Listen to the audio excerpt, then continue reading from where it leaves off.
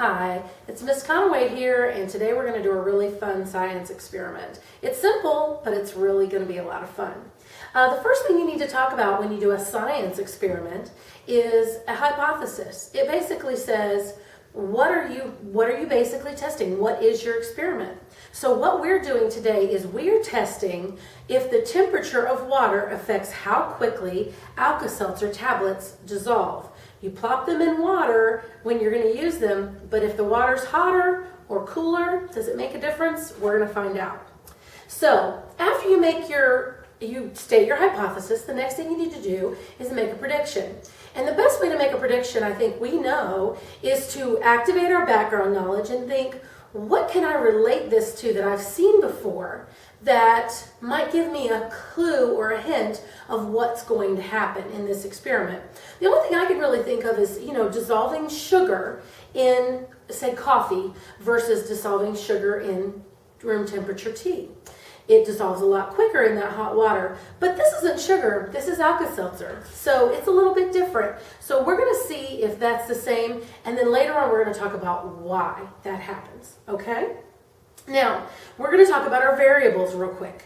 The variables we have today, we have some manipulated variables, which are our temperatures of water. We have 8 ounces of water in each of these glasses. This one is room temperature, and I just took its temperature a few minutes ago, and it is right at 80 degrees Fahrenheit. So that's what our temperature is for the room temperature. I'm going to go ahead and drop my thermometer in this next one so I can get that temperature registered on this water. Now this is 8 ounces of water as well, but I've heated that in the microwave for 2.5 minutes to reach a degree of 180 degrees Fahrenheit. So that is the temperature difference. It's basically a 100-degree difference between our room temperature water and our microwaved water. So all we're going to do is we're going to take our it's our responding variable because it's going to be what is reacting to these different types of water.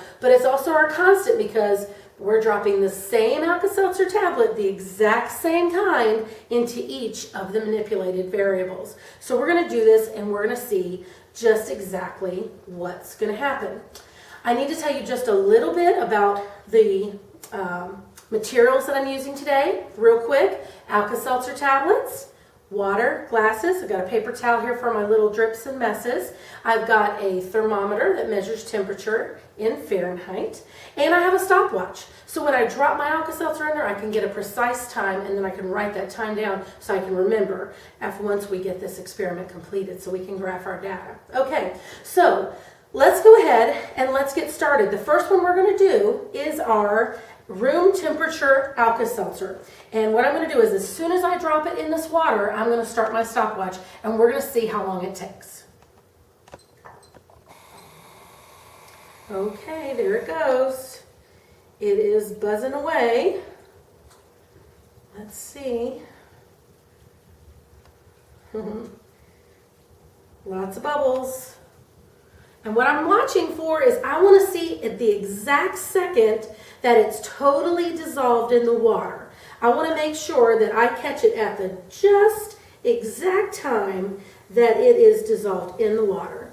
So let's see here. It's still going, still going. I can still see it. And there it is gone. Okay, 35 seconds. What I'm going to do is I'm just going to make a quick note that it took 35 seconds for the room temperature water. Now the next thing we're going to do, I'm going to clear out my stopwatch and we're going to go ahead and we're going to do this water that is approximately 100 degrees hotter, and we're going to see what happens. So as soon as I drop this in, I'm going to start my stopwatch, okay? Oh wow, look at that go. Going a lot faster than the other one. Uh-oh. Quite a bit faster. Oh, I've got to see when it gets through. I've got to be careful to watch because I want to make sure I get this right. Okay, it's keeping going, almost done. Just a little bit more to go. It's going really fast, guys. Okay, and done. 23 seconds is all that took. Wow, what a difference, huh? 23 seconds for our hot water. All right, now what we're going to do is we're going to graph the results that we found, because a lot of times if you can graph your results, it's an easy way to see what happened. So the first thing we're going to do is our room temperature water. Now our room temperature water, right below that water, I'm going to put what degree Fahrenheit that water was. It was 80 degrees Fahrenheit, okay? And underneath the hot water, I'm going to put what temperature it was. It was 180 degrees Fahrenheit. Over here, our F for Fahrenheit, okay? So, now, the room temperature water took 35 seconds. So, what we're going to do is we're going to be doing a bar graph today. So we're going to go up here on the sides. I've got these labeled in seconds to dissolve, and then the types of water along the bottom. And then we've got these measured out in 5-second increments, okay? So, excuse me, what we're going to do is we're going to say, we're going to go up to the 35. We're going to go up to the 35 here. We're going to graph this like this. And then we're just going to color this in, okay? All right. So that is our room temperature water, took 35 seconds. Now our hot water, it was a lot quicker. So our hot water only took 23 seconds. So I'm just going to go up here to where 25 is, go down a little, and I know that that's about the space. Right at 23 seconds, okay? So now, when you take the data that we found in our science experiment and we put it on this graph, it's a lot easier to, at a glance, we can see which one was faster and which one was slower. So, it's really easy to see by our graph here. We can see lots of information on this graph. What types of water we had, how many seconds it took for them to dissolve, what temperatures were those waters at, and then when we actually did the experiment, dropped that stuff in, dropped our Alka-Seltzer in, how long did it take?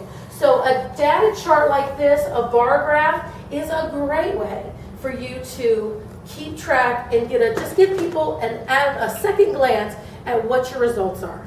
And then finally, the thing that we need to talk about is, what does this have to do with science? How does this matter for science? And how does this matter in my everyday life? Because let's face it, it's important to know, how can we relate this to something that we do every day? Well, first of all, I want to talk about what is happening in these two different jars real quick so you can make the connection in your mind.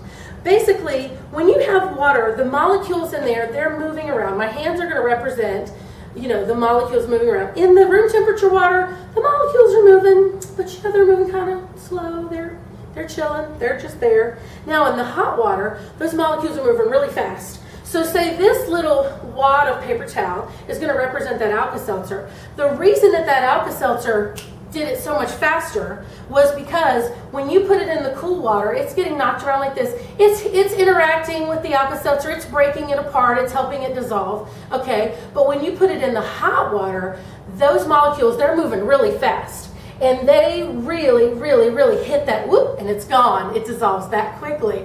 So they hit it a lot faster. They're moving at a greater speed. And that is what makes the difference between why it dissolved less quickly in the cooler water and more quickly in the hot water. So how can I use that for everyday life? It's simple, guys.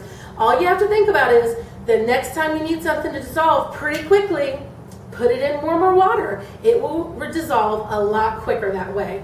All right, well, thanks for joining me today. I appreciate it, and I hope you enjoyed this science experiment, and I hope you try it on your own.